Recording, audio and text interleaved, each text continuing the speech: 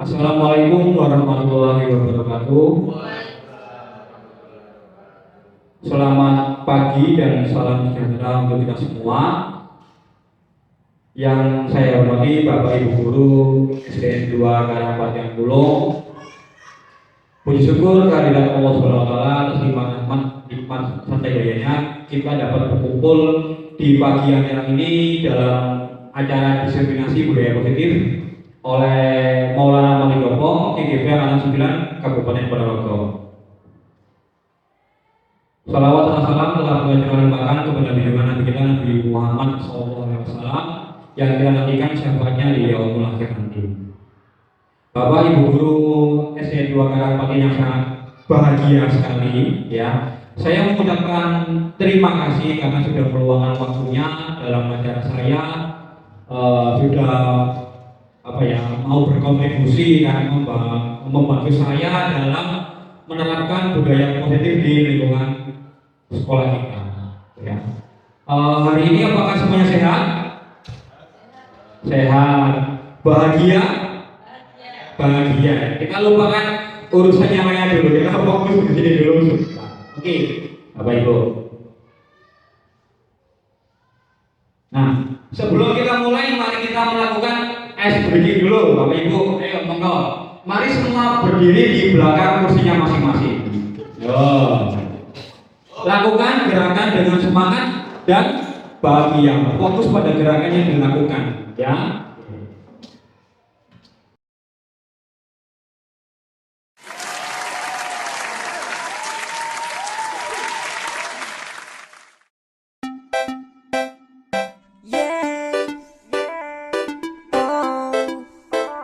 Santai.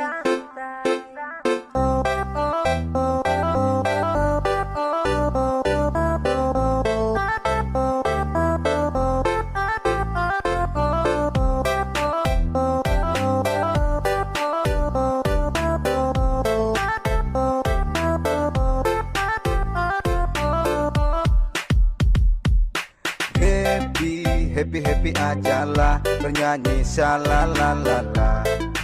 Cuek-cuek ajalah, oh shalalala. Happy ajalah, bernyanyi shalalalala. Cuek-cuek ajalah, oh shalalala. Santai, ku tetap santai, nikmati hidup, tanganku melambai-lambai. Bukan ku lebay, tapi lebih asik santai di pantai santai. Ku tetap santai, nikmati hidup, tanganku melambai-lambai. Bukan ku lebay, tapi lebih asik santai di pantai.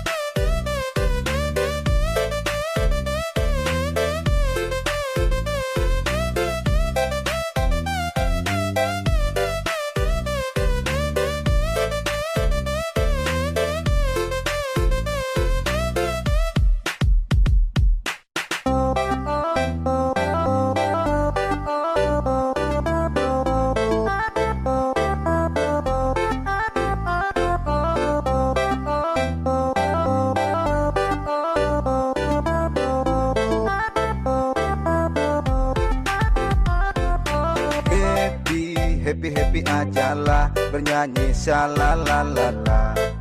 Cuek-cuek ajalah, oh shalalala. Happy ajalah, bernyanyi shalalalala. Cuek-cuek ajalah, oh shalalala. Ini lagu santai, bukan aku lebay. Happy di pantai, kita santai-santai. Lihat cewek bilang hai, kamu seupai. Kalau ada yang marah, I'm sorry say goodbye. Kumpul barang teman, cari pengalaman sama teman-teman. Sambil makan gorengan, berasik-asikan sama kawan-kawan. Bukan cari lawan, control is number one. Happy ajalah, bernyanyi shalalalala. Cuek-cuek ajalah, oh shalalala. Happy ajalah, bernyanyi shalalala. cuek-cuek aja lah, oh syalalalala. Santai, ku tetap santai, nikmati hidup, tanganku melambai-lambai. Bukan ku lebay, tapi lebih asik santai di pantai santai. Ku tetap santai, nikmati hidup, tanganku melambai-lambai. Bukan ku lebay, tapi lebih asik santai di pantai.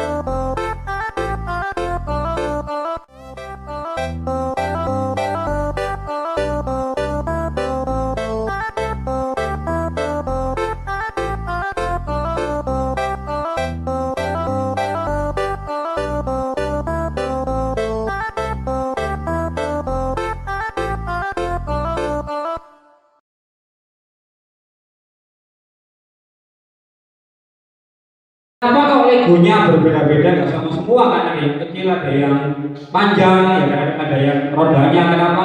Ini ibarat murid kita, kemampuannya pasti berbeda. Ada yang suka membaca, menulis, suka melukis. Nah, bagaimana kita sebagai guru bisa mengelola menjadi satu keutuhan yang baik? Akhirnya ini baru kelas kita. Nah, kelasnya mau diadakan seperti apa? Dengan kemampuan anak yang berbeda-beda. Tentunya tiap guru mempunyai cara pengembangan yang juga berbeda. Ada yang bentuk kapal, bentuk pesawat, bentuk truk, berbeda-beda sesuai dengan kemampuan anak kita. Ya, itu tahapan awalnya. Nah, ini ada pengertian disiplin positif Bapak Ibu, bisa disimak terlebih dahulu. Memiliki anak yang dapat mengontrol diri dengan baik dan bertanggung jawab adalah impian kita semua. Disiplin positif adalah salah satu metode yang bisa dipakai untuk mewujudkannya. Inti dari disiplin positif di lingkup pendidikan adalah pendekatan untuk mendidik dan membina peserta didik yang bertumpu pada upaya membangun pemikiran dan perilaku positif, di mana dalam pelaksanaannya ada kebebasan dan aturan yang disepakati.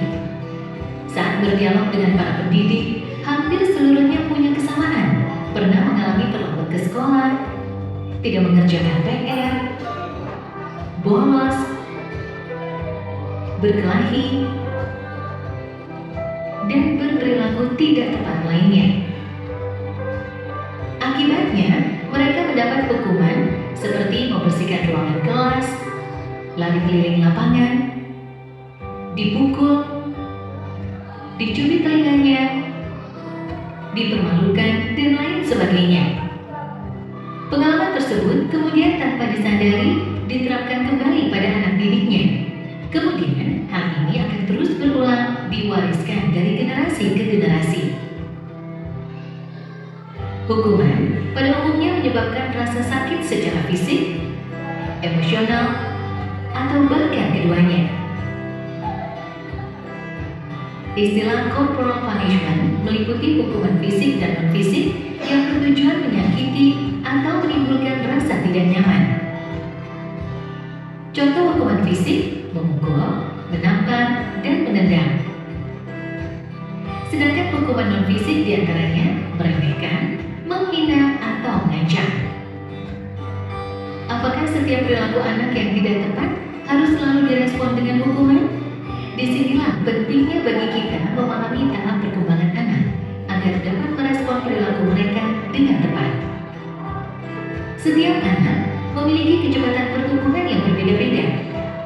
Sangat penting bagi pendidik untuk memahami dengan baik konsep tumbuh kembang anak agar dapat memegangnya sebagai prinsip dasar proses mendidik. Anak usia balita biasanya senang berlarian, sementara anak usia sekolah dasar cenderung lebih mempercayai guru dan teman-temannya.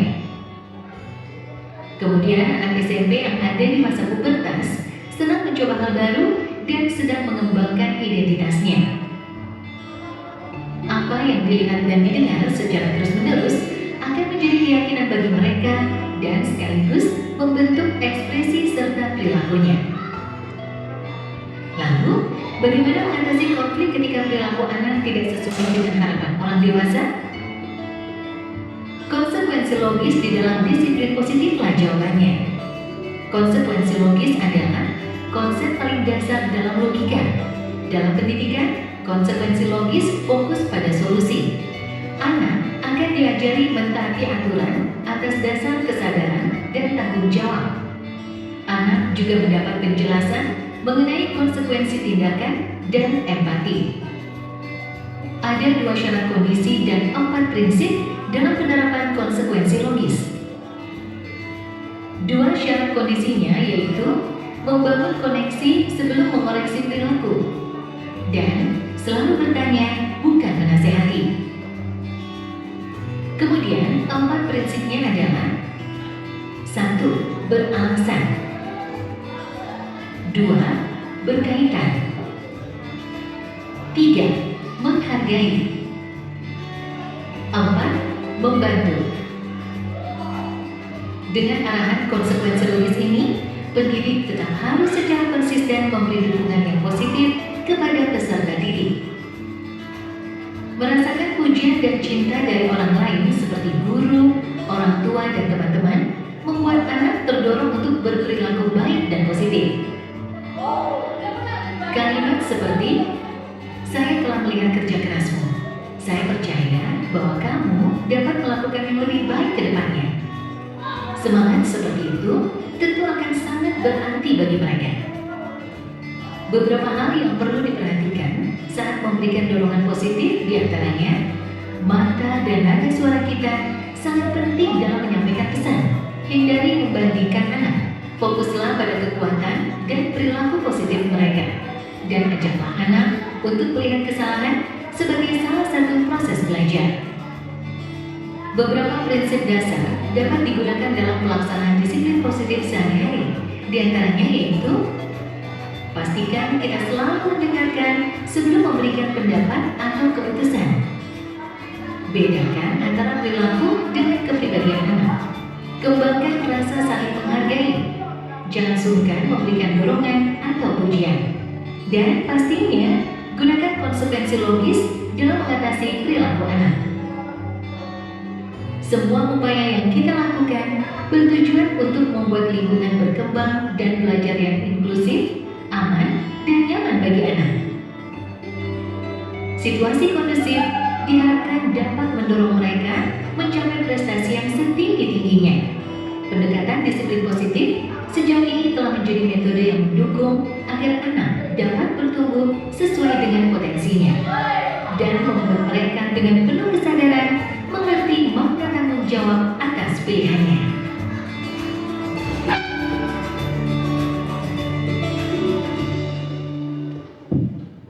Oke, ya. Dari video ini tadi dijelaskan mengenai disiplin positif.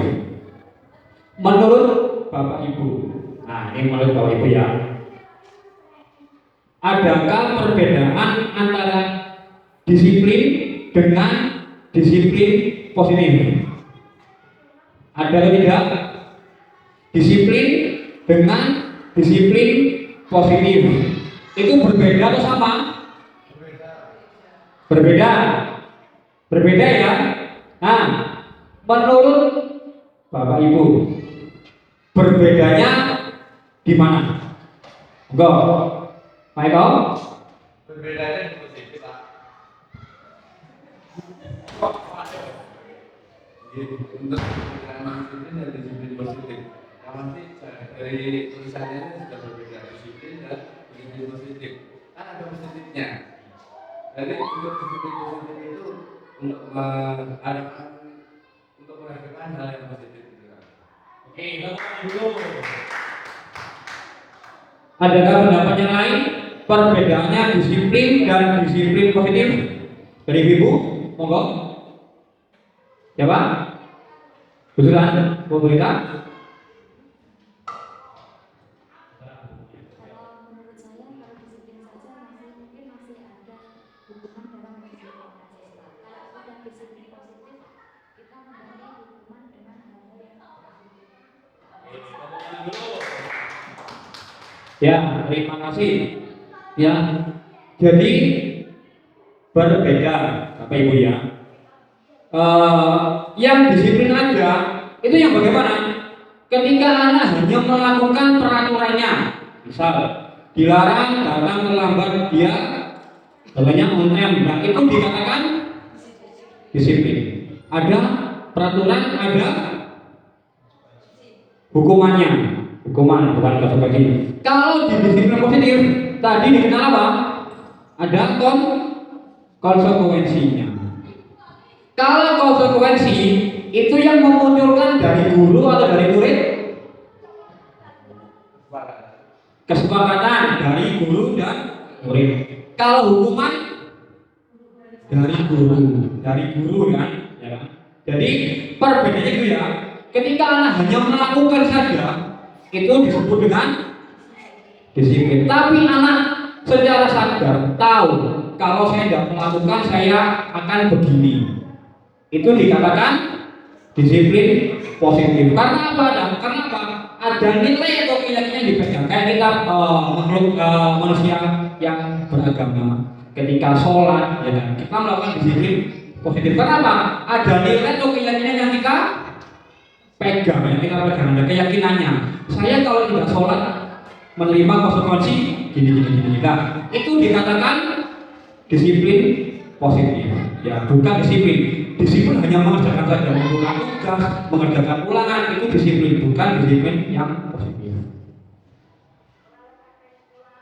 Nah, sekarang refleksi ke motivasi. Sebagai seorang pendidik, kita bayangkan ya, saat Anda perlu hadir di suatu pelatihan, motivasi apakah yang mendasari tindakan Anda? Yang pertama, apakah Anda hadir karena tidak ingin ditegur oleh pihak panitia atau pengawas Anda dan mendapatkan surat teguran? Yang kedua, apakah Anda ingin dilihat dan dipuji oleh lingkungan Anda atau mendapatkan penghargaan sebagai guru berprestasi? Yang ketiga, Anda ingin menjadi pembelajar sepanjang hayat, menjadi orang yang berusaha dan bertanggung jawab, serta menghargai diri Anda sendiri sebagai teladan bagi murid Anda, guru-guru, serta lingkungan Anda. Karena Anda percaya tindakan Anda sebagai pemimpin pembelajaran akan jadi panutan oleh lingkungan Anda. Manakah motivasi yang paling kuat mendasari tindakan Anda? Atau adakah suatu proses, misal awalnya saya motivasinya gini, berubah menjadi motivasi yang begini. Mungkin ada yang mau berpendapat ketika kita disuruh mengikuti pelatihan, mungkin pelatihan abad 21 atau apa, menurut Bapak Ibu motivasinya yang mana? Yang jenengan punya yang mana? Nomor 3, adakah yang nomor pertama, nomor 1? Mungkin takut ditegur. Pertanyaan gimana Bu? Enggak Bu. Kalau soal motivasi yang menurut kita juga yang nomor 3, otomatis yang nomor 3 yang menjadi keyakinan. Tetapi dilihat lagi dari kita sebagai bawahan atau sebagai petugas yang harus siap diperintah. Jadi juga yang selanjutnya melihat di posisi nomor 1 juga. Oke, teman-teman. Ya, jadi mungkin yang dimaksud Bu Sri ada suatu proses perubahan Bu ya, 3 Yang lain ada apakah ada yang berbeda dari ketiga ini? Jenengan ketika disuruh hadir dalam sebuah pelatihan, Apakah ada kombinasi motivasi? Apakah memang satu? Monggo, kalau Bu Sri pendapatnya dua motivasi. Ada yang lain berbeda satu, monggo. Pak Wahyu, sama. Dari tiga satu. Bu Nita, sama. Pak Eko, sebenarnya mereka berbeda nih. Oke ya. Dari ketiga ini kita lihat. Yang poin pertama sama kedua, kalau dikaitkan dengan motivasi, maksudnya kalau motivasi intrinsik atau ekstrinsik.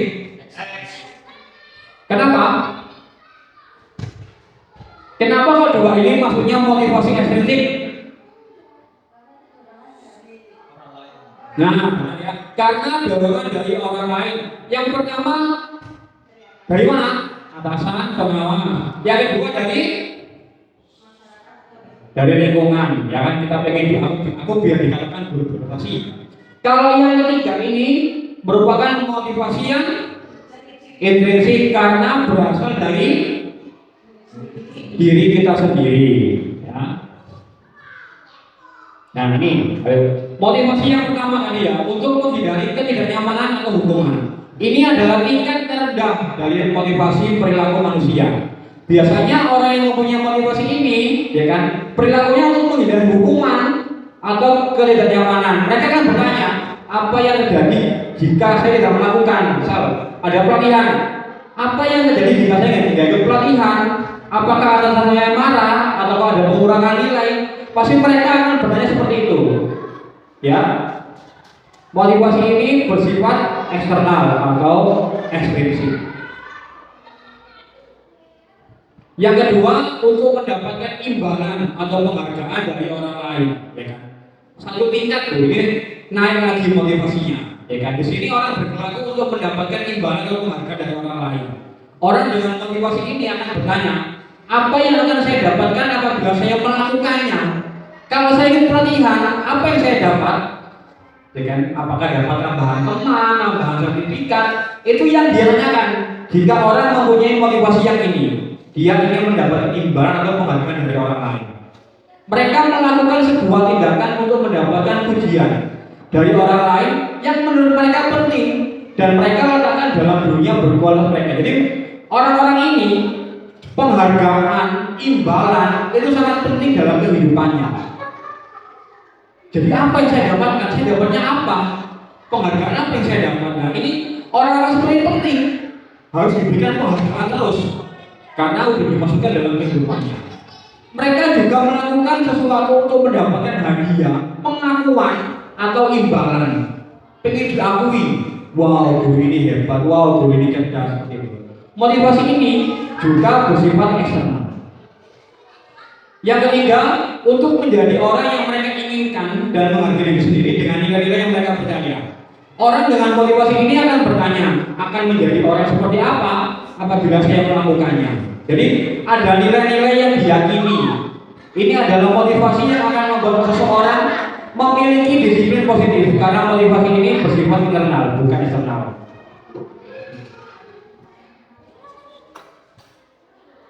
Nah, yuk refleksi lagi. Pak Wahyu mungkin bisa membantu membaca. IPA kurang menguasai pelajaran matematika, sehingga pada saat pelajaran tersebut berlangsung, dia lebih banyak berdiam diri atau menggambar di buku pelajarannya. Pada saat guru matematikanya Pak Seno menanyakan pertanyaan, IPA menjadi gugup dan tak sengaja menjatuhkan tasnya dari kursi, serta tiba-tiba menjadi gagap pada saat berupaya menjawab. Seluruh kelas pun tertawa melihat perilaku IPA yang bicara tergagap dan terkejut tersebut. Pak Seno pada saat itu membiarkan teman-teman IPA menertawakan IPA yang tergagap dan malu luar biasa, dan malah minta IPA untuk maju ke depan dan berdiri di depan kelas sambil menunjuk hidungnya karena tidak bisa menjawab pertanyaan Pak Seno. Kelas makin gaduh dan anak-anak pun tertawa melihat IPA di depan kelas memegang ujung hidungnya. Itu ada cerita yang kejadian di kelas. Semoga ini tidak ada di kelas kita Bapak Ibu ya. Ada. Pertanyaan refleksi yang pertama, apakah Anda setuju dengan tindakan Pak Seno terhadap IPA? Busi tidak, kalau tidak, Pak Nur tidak. Ayo, khususan Bunita Pak Eko. Tidak setuju, Pak Eko? Tidak, Bunita. Tidak ya, tidak setuju dengan tindakan yang dilakukan Pak Seno terhadap Iva. Mengapa tidak setuju? Nah, ini monggo yang mau menyampaikan.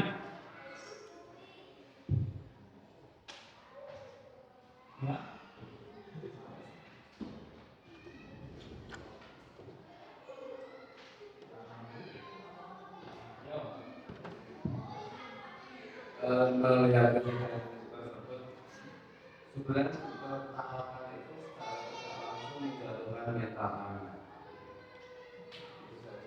Oke, Pak, nanti ya melakukan tidak setujunya seperti apa yang lain? Tidak setujunya kenapa? Dengan tindakan yang dilakukan Pak Seno. Karena apa? Pak Seno apa? Membiarkan teman-temannya menertawakan. Itu termasuk apa? Pembulian. Ya. Kedua, menurut Anda tindakan Pak Seno terhadap Iva adalah sebuah hukuman atau konsekuensi? Hukuman ya, hukuman. Mengapa dikatakan hukuman?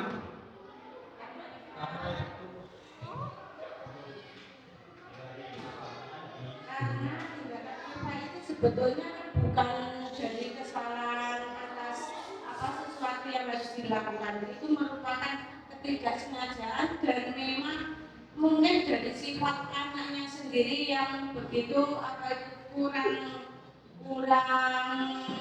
percaya diri atau mudah gugup dibandingkan dengan teman-temannya. Jadi mendapatkan kesalahan atau melakukan kesalahan apapun, sekecil apapun, anak itu akan mudah menjadi gugup. Itu kan merupakan kepribadian anak. Mas Putri, mengapa disebut hukuman?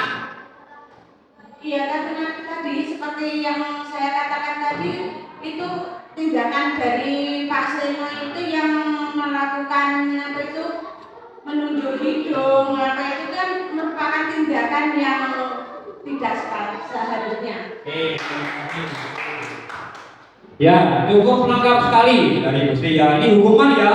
Ini bukan apa? Bukan konsekuensi. Hukuman kenapa?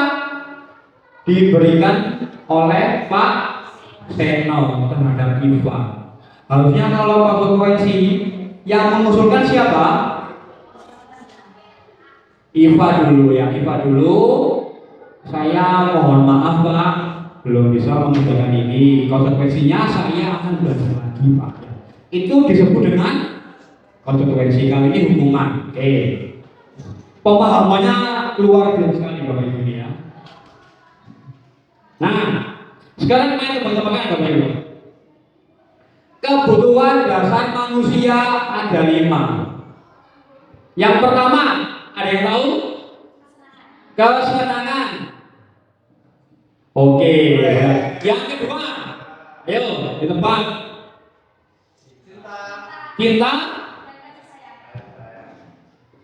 Cinta dan kasih sayang. Oke. Yang ketiga,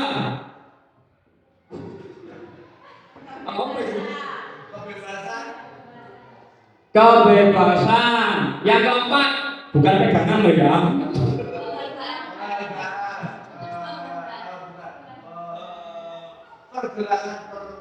Pergaulan.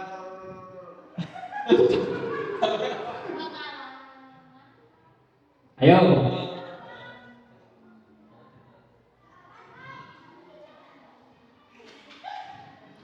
Yang keempat, saya kasih clue.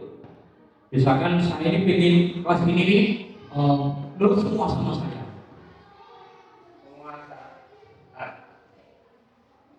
Penguasaan. Oke. Yang kelima, ayo gampang ini.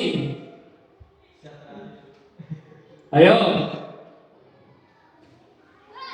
Yang kelima, misalkan kita ditaruh di rumah berbeda di hutan, kita bagaimana kebutuhannya? Kita harus bagaimana? Bertahan hidup, ya. Artinya apa 5 kebutuhan dasar ini?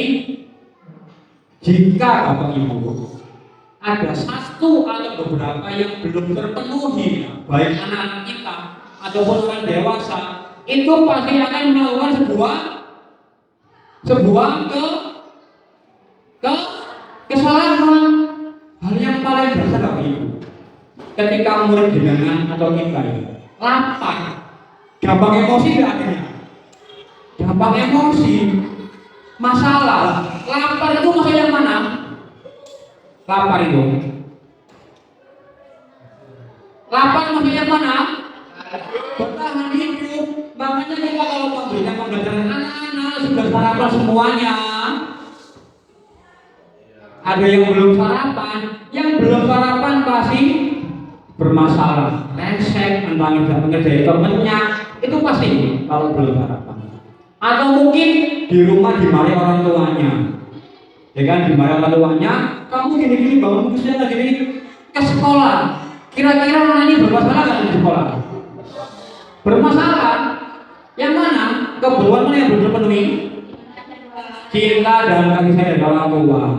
Ya, jadi ketika ada anak bermasalah atau ada orang yang bermasalah, kita harus tahu dulu kebutuhan dasar apa yang belum terpenuhi, yang mana pasti ada. Akhirnya muncul sebuah permasalahan.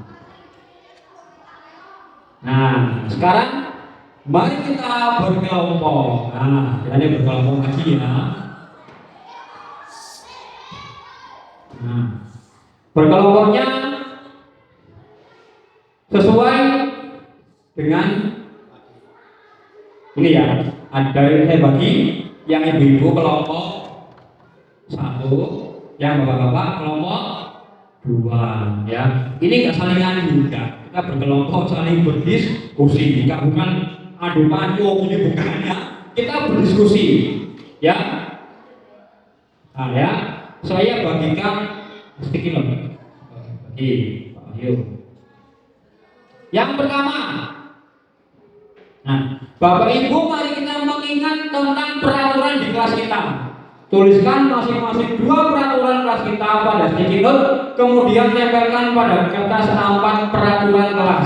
Yang ibu-ibu nanti di sana menempelnya di peraturan kelas, yang bapak-bapak di sini peraturan kelas, ya.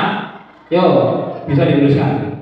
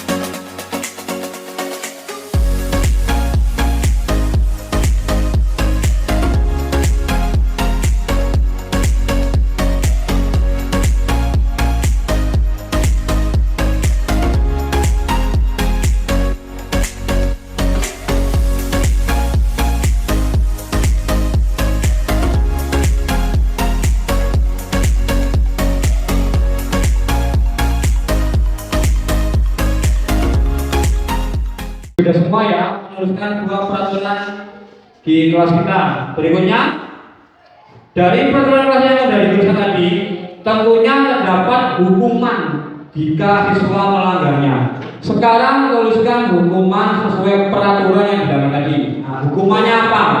Misal mau bersihkan ini, oh gini. Nah, hukuman, ini hukuman loh ya. Hukuman menulis 10 kali, membaca 2 buku, hukuman ya. Hukuman kalau siswa kita melanggar yang sudah kita buat tadi.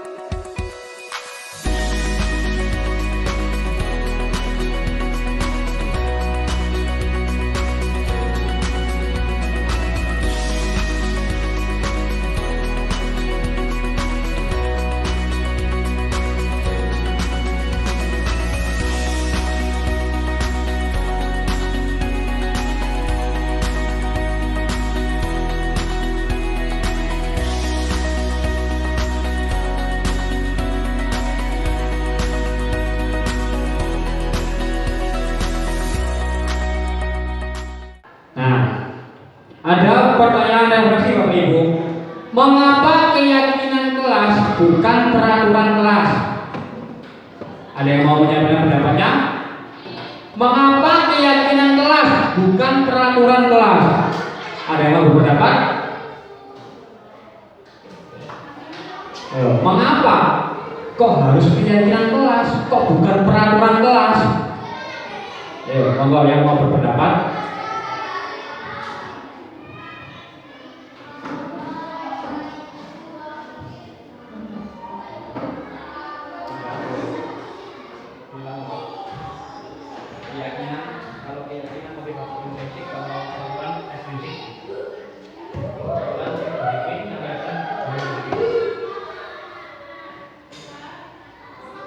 Kalau menurut saya untuk keyakinan itu merupakan faktor intrinsik atau disiplin positif, sedangkan peraturan kelas itu merupakan faktor dari ekstristik, yaitu dari apa tuh yang bersifat hanya disiplin. Ya, tadi yang disampaikan Bu Rita cukup baik. Kalau keyakinan kelas ini mengarahnya sudah ke arah mana? Disiplin positif dan memancing anak untuk melakukan motivasi intrinsik. Kalau peraturan kelas, ya ini hanya anak melakukan disiplin dan motivasinya menggunakan ekstrinsik. Kemudian di peraturan kelas ada yang namanya tadi hukuman. Kalau dia di keyakinan kelas adanya apa? Konsekuensi. Itu berbeda ya. Jadi harus keyakinan. Yang pertama, keyakinan kelas bersifat lebih abstrak daripada peraturan yang lebih rinci dan konkret. Keyakinan kelas berupa pernyataan universal. Keyakinan kelas senantiasa dibuat dalam bentuk positif. Keyakinan kelas sebenarnya tidak terlalu banyak sehingga mudah diingat dan dipahami oleh semua warga kelas. Keyakinan kelas sebaiknya sesuatu yang dapat diterapkan di lingkungan tersebut. Semua warga kelas sebenarnya itu berkontribusi dalam pembuatan keyakinan kelas lewat kegiatan curah pendapat, kemudian bersedia meninjau kembali keyakinan kelas dari waktu ke waktu. Ya, ini keyakinan kelas. Nah, tadi di keyakinan kelas Bapak Ibu ada nilai-nilai kebajikan. Ya, apa Apa nilai kebajikan? Yaitu nilai disepakati terlepas dari suku, bangsa, agama, ras ataupun golongan. Ada yang bisa menyebutkan nilai kebajikan itu apa saja? Seperti dilarang merokok, dilarang menggunakan obat-obatan terlarang. Nilai kebajikannya apa?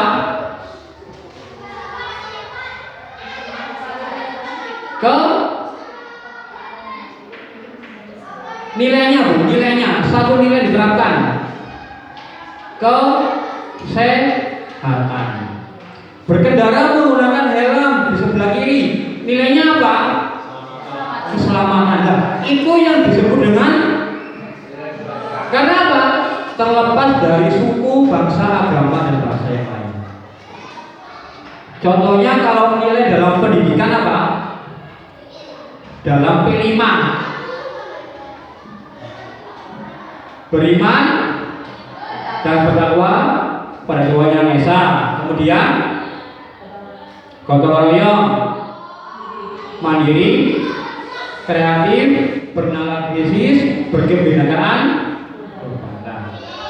Nah, ini nilai-nilai kebajikan dalam apa? Profil pelajar kerja pendidikan. Di dalam pramuka contohnya ada nilai kebajikan apa aja? Yang 10 itu dasar dharma. Itu kan membuat nilai-nilai kebajikan terlepas dari suku, bangsa dan agama. Yang itu disebut dengan nilai kebajikan. Nah, contoh peraturan kelas: dilarang datang terlambat ke sekolah. Kalau kita diubah menjadi keyakinan kelas, bagaimana kalimatnya? Datang tepat waktu, yang lainnya ayo datang lebih pagi, datang lebih awal. Ya, kita kalau ubah, datanglah tepat waktu ke sekolah. Ini diubah dari peraturan kelas menjadi apa? Keyakinan kelas. Ini masih bermakna negatif karena ada kata ketika ini sudah menjadi kalimat yang positif. Ketika kita ke anak akan mudah melakukan yang mana? Yang bawah, karena apa? Ada bentuk positif, disiplin positif. Anak melakukan secara sadar, bukan karena disuruh, dilarang terus. Kapan dia tidak dilarang? Hanya mikir gitu. Tapi ini kan enggak. Datanglah tepat waktu ke sekolah. Ada peraturan di kelas, dilarang membuang sampah sembarangan. Bagaimana keyakinan kelasnya? Buanglah sampah di tempatnya. Itu ya keyakinan kelas. Nah, sekarang mari kita ubah peraturan kelas tadi yang sudah tulis menjadi keyakinan kelas. Ya. Sekarang kita bergantian Bapak Ibu. Yang ibu-ibu merubah peraturannya Bapak-bapak. Bapak-bapak merubah peraturannya ibu yang ada di bawah. Nah, ya dibaca dulu. Nih. Monggo.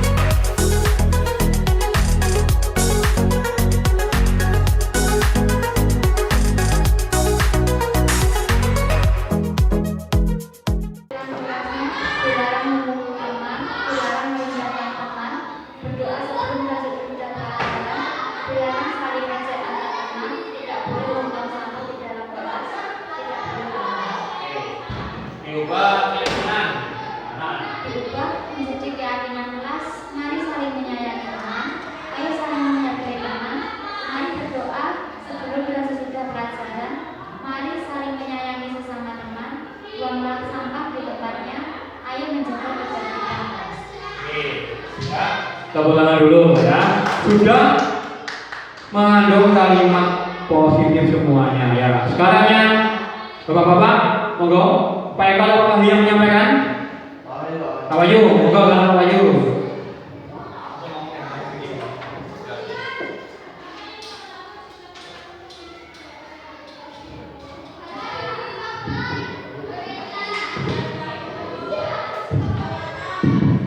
Peraturan kelasnya nomor 1, dilarang mengejek teman, tidak membuang sampah di dalam kelas, lalu jangan makan jajan di kelas saat pelajaran, bertutur kata dengan baik dan sopan, masuk kelas tidak terlambat, dilarang mencontek saat ulangan. Lalu dilarang menjadi keyakinan, ayo kerjakan sendiri, mari datang tepat waktu, mari menghargai sesama teman, buanglah sampah pada tempatnya, ayo berkata dengan sopan, makanlah ketika sudah istirahat.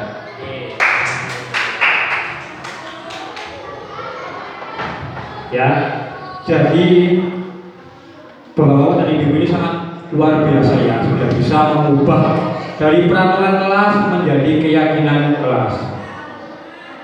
Nah, ini contoh Bapak Ibu, ketika kita buat keyakinan dalam kelas 1, setiap anggota kelas perlu belajar, setiap anggota kelas perlu senang, perlu melakukan tugas, saling menghargai, perlu merasa aman ya. Dan jadi setiap kelas ini berbeda. Kelas 5 ya, penggunaan kalimat juga berpengaruh. Anak SD, SMP, SMA pasti berbeda ya. Kita lihat. Kelas 5 selalu bersikap positif, senantiasa menjadi diri terbaik, percaya dan menghormati orang lain serta barang miliknya, berkomitmen terhadap setiap tugas, senantiasa membantu. Ini berbeda semua ya, tiap kelas. Berikutnya nanti ya, segitiga restitusi. Ini kita gunakan ketika kita menghadapi apa? Murid yang bermasalah. Tadi ada 3 sisi Bu ya, Pak. Yang pertama apa? Menstabilkan identitas. Stabilkan dulu. Kita tanya ke murid bagaimana identitasnya, kok bisa ada masalah, tanyakan dulu. Yang kedua, yaitu apa? Memvalidasi tindakan yang salah.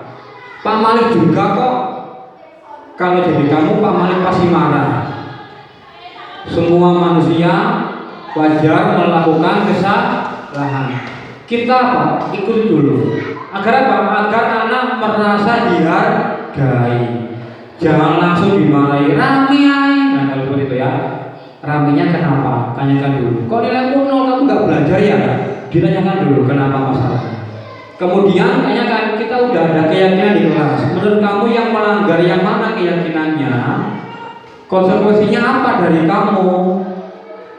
Ya, itu ditanyakan ke siswa. Ayo kita praktikkan bersama. Tadi ya, penerapan segitiga restitusi. Nah, ambillah 1 sticky note yang terdapat pada kertas pembagian kelompok di belakang. Sudah saya siapkan, ada 3 kelompok saya ajak ya bergabung. Nanti perayaan ini ada kasusnya. Kita mulai dari Bu Susan dulu. Bu, monggo ambil 1 kertas.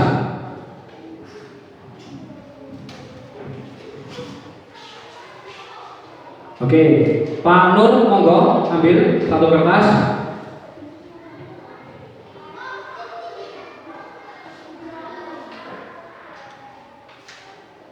Ya, Bu Sri monggo ambil 1 kertas.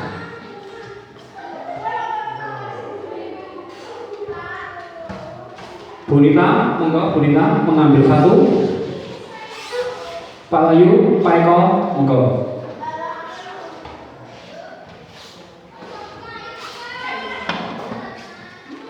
Nah, Sekarang berkelompok yang mendapatkan 1 di sana, 2 di tengah, 3 di sini. Yo, monggo.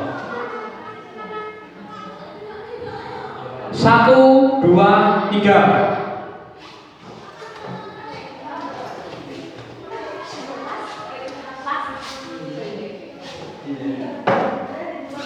Yo, sama semua. 1, 2, 3.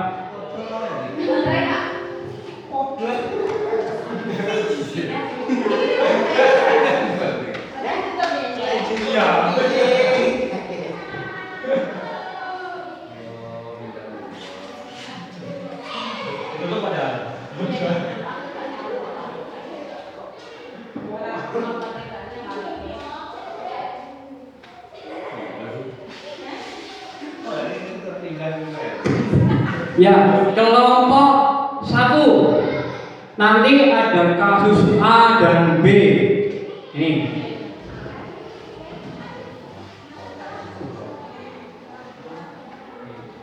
Ya, kelompok 2 kasus B dan C.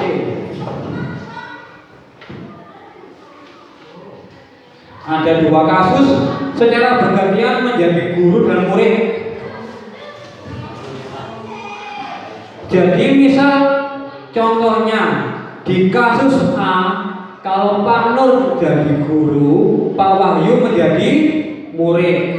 Kemudian di kasus B bergantian, Pak Nur menjadi murid, Pak Wahyu menjadi guru. Gantian. Ada murid, ada guru yang di atasnya.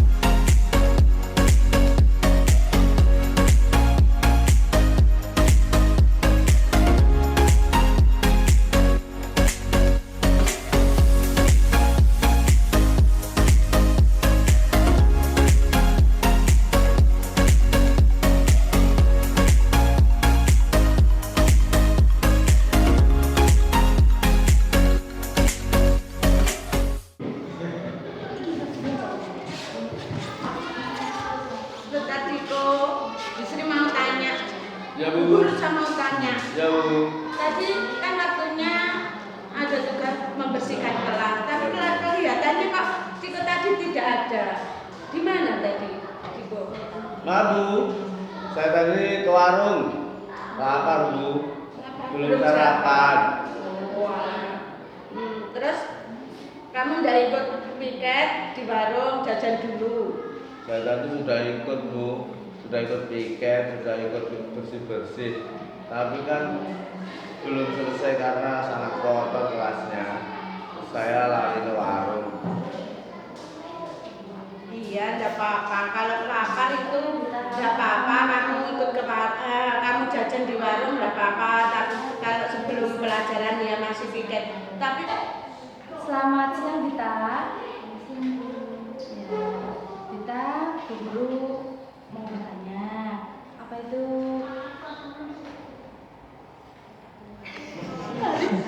Apakah saat pelajaran Pak Basti Dita sering keluar kelas?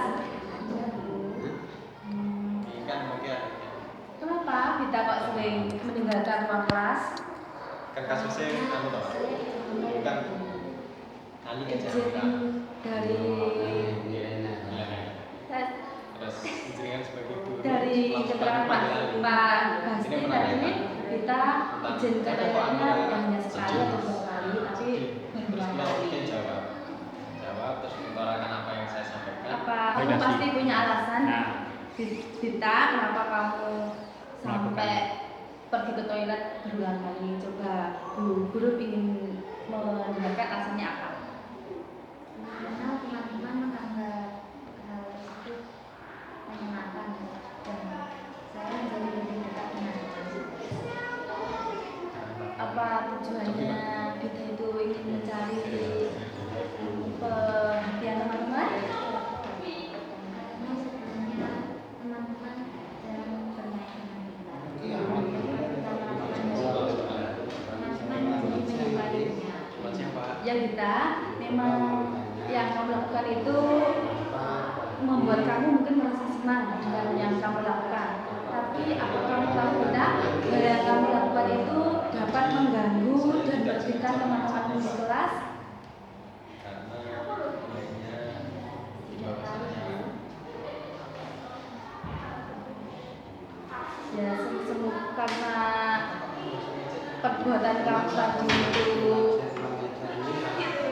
sudah mengganggu Merasa bangga bahwa saya mengganggu tapi setelah ujian saya merasa menyesal karena dan kegiatan kamu yang suka keluar guru terangkan itu sangat mengganggu teman-temanmu di kelas saat pembelajaran.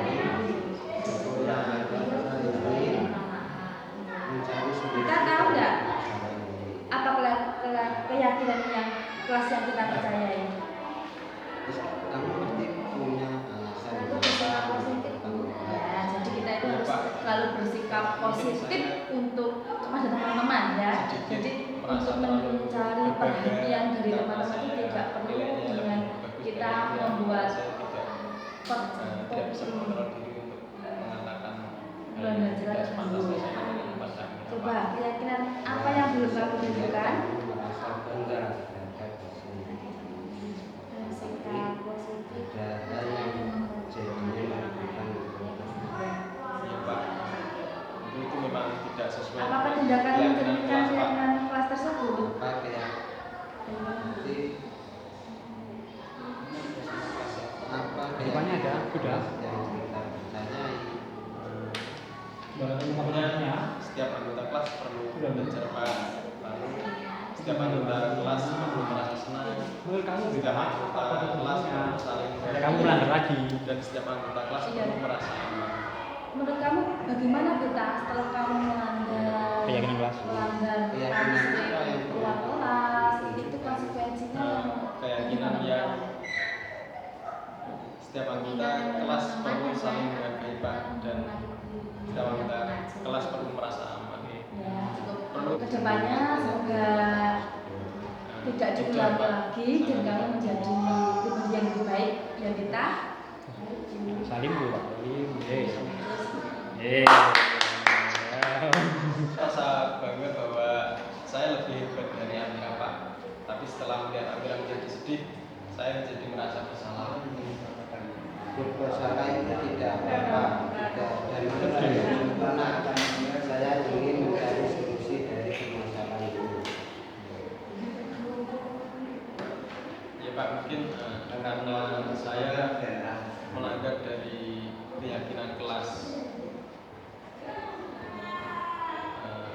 Tapi saya memang punya alasan tertentu kenapa saya melakukan tersebut. Mungkin saya terlalu senang dan sampai melakukan hal yang tidak disukai oleh Amira.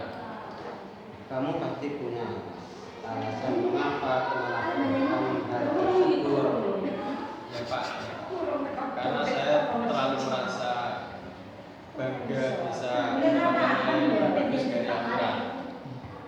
Yang bisa dilihat kamu merasa bangga terhadap hasil yang kamu dapatkan, tapi ada yang jadi merugikan orang. Iya Pak, saya merugikan teman lain dan itu tidak sesuai dengan keyakinan kelas. Apa keyakinan kelas yang kita percaya? Setiap anggota kelas perlu belajar, setiap anggota kelas perlu merasa senang, setiap anggota kelas perlu saling menghargai, dan setiap anggota kelas perlu merasa aman. Keyakinan apa yang perlu kamu tunjukkan? Setiap anggota kelas perlu saling menghargai Pak. Apakah tindak kamu mencerminkan keyakinan tersebut? Tentu saya tidak mencerminkan Pak. Lain kali jangan diulangi lagi mengejek temannya ya. Pak, siapa? Terima kasih. Oke, ayo.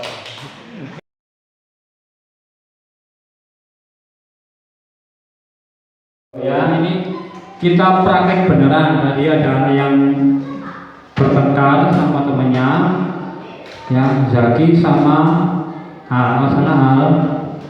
Nah sini Bu Sri, monggo. Lagi sini, Mas Zaki yang sini, Bu Sri yang mana? Sana.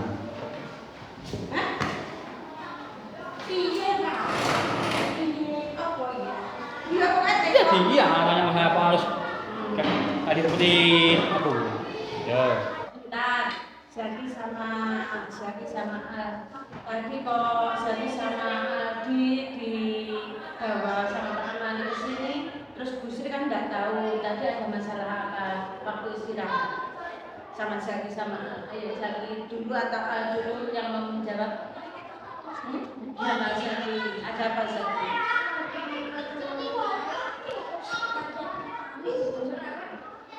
Mainnya sama Dino terus ditarik. Kenapa ditarik, kenapa? Alasannya kenapa? Vino, ini saya panggil ya. Vino saya panggil ya kalau gitu ya.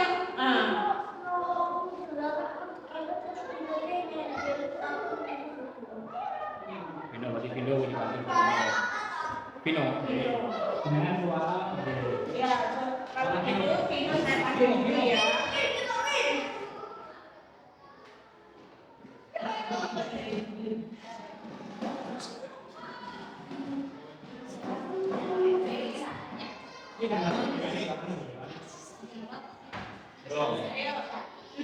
Duduk sini Vino duduk dulu.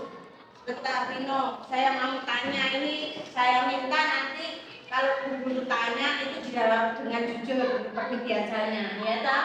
Nah kalian harus berusaha jujur. Tadi Zaki nangis, katanya dijahati sama Al. Itu benar apa enggak? Apa? Kenapa? Enggak. Kenapa tadi?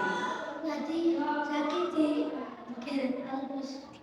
Terus dikeret karena kayak misalnya teman-teman cerita Sekarang kenapa? Nah, kakinya Zaki kenapa? Mainan. Tapi kalau sampai jatuh, kok sampai nangis? Kalau cuma mainan kok sampai nangis kenapa? Lek ada keras atau gimana? Iya, bermain boleh. Bermain kalau waktunya istirahat kalian bebas bermain, tapi bebas bermain, tapi apa? Jangan sampai menyakiti teman, ya toh? Dengan begitu kamu merasa bersalah atau enggak? Terutama ini merasa bersalah sama Zaki apa enggak? Iya. Jadi kalau seperti itu kamu kesalahannya apa? Kesalahannya? Nah ya menarik Zaki.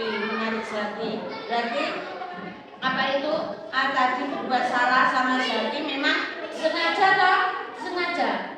Disengaja. Berarti Zaki memang salah sama Zaki. Tapi itu apa? Tidak melanggar, berarti melanggar apa? Melanggar peraturan atau keyakinan kelas kamu, ya? Apa? Tidak saling apa? Menyayangi, saling menghargai atau menyayangi teman atau tidak berbuat baik dengan teman, ya toh? Berarti melanggar itu.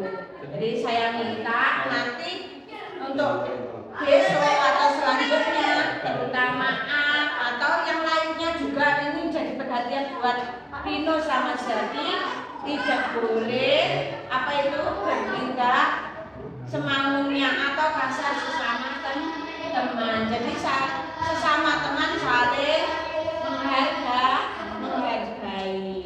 Ya, setelah ini minta maaf sama Zaki sama Vino, oke? Ya mau?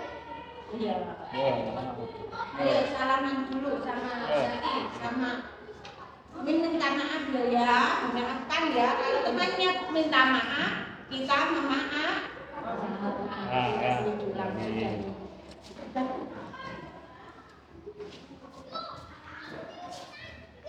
Ya, terima kasih dari Bapak Ibu sudah mempraktekkan penerapan segitiga restitusi. Kebetulan ada anak yang bermasalah ya, anak muridnya Bu Sri kelas 4 ya. Harapannya ke depannya ketika ada masalah seperti itu kita bisa menerapkan ya. Kuncinya apa? Sebagai guru harus sabar. Kita jangan tersulut emosi. Bu, anaknya bertengkar langsung marahin anak ya. Dikurangi sabarnya. Kemudian ketika manggil anak di ruang guru atau di ruang kelas, gimana? Ketika manggil anak yang bermasalah di ruang guru. Kenapa?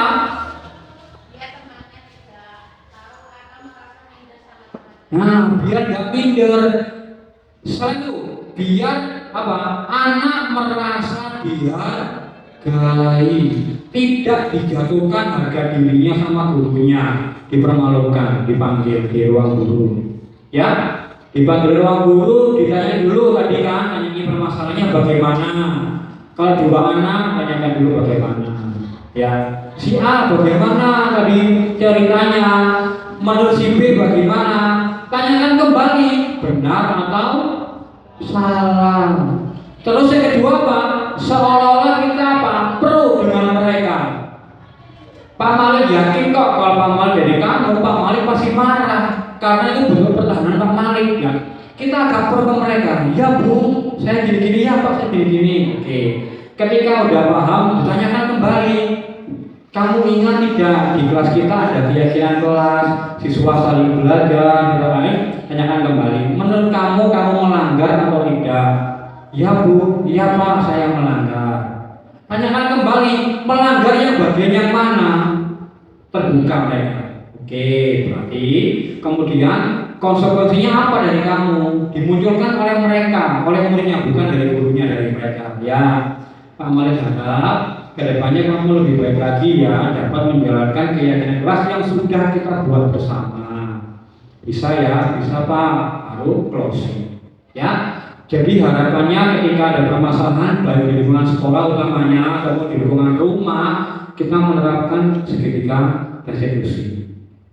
Oke, kemudian Bapak Ibu yang terakhir, saya meminta Bapak Ibu menyampaikan refleksinya terkait pemahaman yang saya sampaikan hari ini. Menurut jenengan bagaimana? Bagaimana perasaan jenengan? Awalnya bagaimana ketika tahu materi ini, jenengan bagaimana perasaannya? Ya kan, kemudian kedepannya jenengan akan bagaimana? Ya, dari materi ini akan bagaimana? Oke, saya minta satu persatu. Oke, dimulai Pak Wahyu dulu. Pak Wahyu. Nih.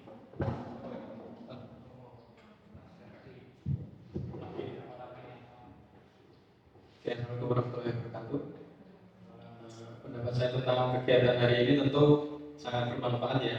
bagi kita sebagai guru, apalagi belum mengikuti CGP. Tentu hal ini bisa membuka pikiran kita bahwa ternyata mengajar itu tidak sesimpel kita datang, memberi pelajaran lalu kita keluar. Tentu banyak nilai-nilai yang harus kita berikan kepada anak-anak dan berikan contohnya juga kepada anak-anak. Banyak juga hal seperti self reward tadi, bahwa memberi penghargaan itu ada dampak buruknya juga. Tentu itu juga akan menjadi bahan evaluasi bagi saya pribadi seorang guru dan bagi teman-teman juga yang berprofesi sebagai guru. Perasaan saya tentu sangat senang dan bahagia mendapatkan materi yang sangat luar biasa seperti ini. Tentu ini tidak bisa didapatkan hanya dengan mengikuti diklat-diklat yang biasanya kita dapatkan di gugus maupun di sekolah-sekolah ataupun yang lainnya. Tentu hal ini bisa didapat karena ada rekan kita yang bisa mengikuti CGP, dan tentu beliau juga mendapatkan materi-materi dari pemateri yang sangat luar biasa. Mungkin kurang lebih seperti itu. Sekian, Assalamualaikum warahmatullahi wabarakatuh. Monggo Ibu, Bu Susan, monggo Bu Rina, monggo Bu. Bu Rina, monggo Bu.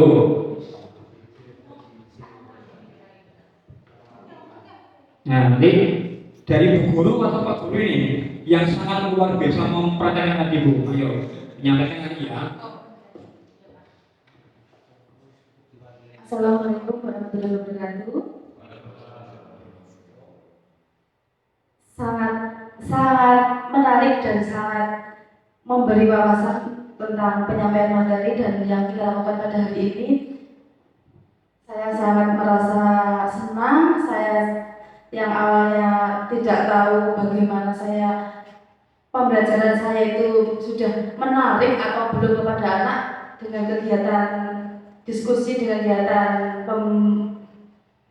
kegiatan hari ini sudah sangat memberi wawasan kepada saya. Yang saya tidak tahu dari apa itu memang membuat hukuman, membuat keyakinan kelas yang baik itu bagaimana, tentang apa itu disiplin dan disiplin positif yang kita sebagai guru kita berikan kepada anak. Dari pembelajaran ini sudah sangat membantu saya.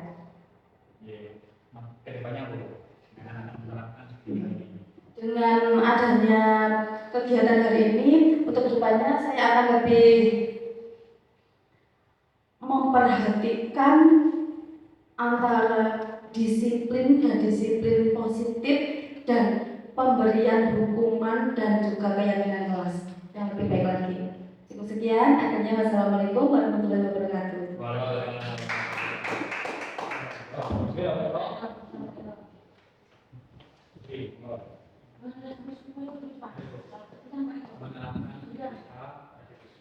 Yo, monggo.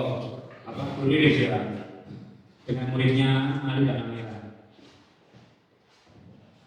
Assalamualaikum warahmatullahi wabarakatuh. Terima kasih waktunya. Saya akan menyampaikan sedikit terkait pembelajaran hari ini yang dilaksanakan oleh Bapak Malik. Bahwasanya sangat menarik dan sangat luar biasa. Di sini saya mengetahui tentang keyakinan kelas yang sebelumnya saya belum pernah paham, dan segitiga Bapak Malik restitusi, dan ke depan pasti akan kita laksanakan di sekolah kita ke depannya Pak Malik. Terima kasih ilmu yang sudah diberikan. Terima kasih. Wassalamualaikum warahmatullahi wabarakatuh. Ya, terima kasih ya Bapak Ibu. Ini kan materi yang saya dapat, saya kembangkan, saya terapkan ke Bapak Ibu semuanya, supaya apa yang saya dapatkan saya kembalikan lagi. Jadi sharing, diskusi. Bagaimana di kelas 4, bagaimana kelas 5, bagaimana kelas 6 kita harus tahu ya, karena kita adalah sebuah keluarga. Bagaimana di dan kita ke depan juga sama-sama belajar untuk menerapkan apa? Segitiga restitusi. Kita sama-sama belajar menjadi pendidik yang profesional. Ya, mungkin hari ini kita cukupkan pertemuannya, dan materi kita sudah sampai semuanya, diskusi juga sudah selesai, refleksi juga sudah selesai ya. Saya mengucapkan terima kasih sekali lagi atas perhatian, atas waktu dan kontribusi yang Bapak dan Ibu Guru berikan kepada saya demi tercapainya tugas saya hari ini ya. Kemudian saya mohon maaf apabila dalam penyampaiannya ada kata, kalimat atau tindakan saya yang kurang baik, kurang berkenan, saya mohon maaf ya. Sekian dari saya, semoga kedepannya kita bisa lebih baik lagi. Wassalamualaikum warahmatullahi wabarakatuh.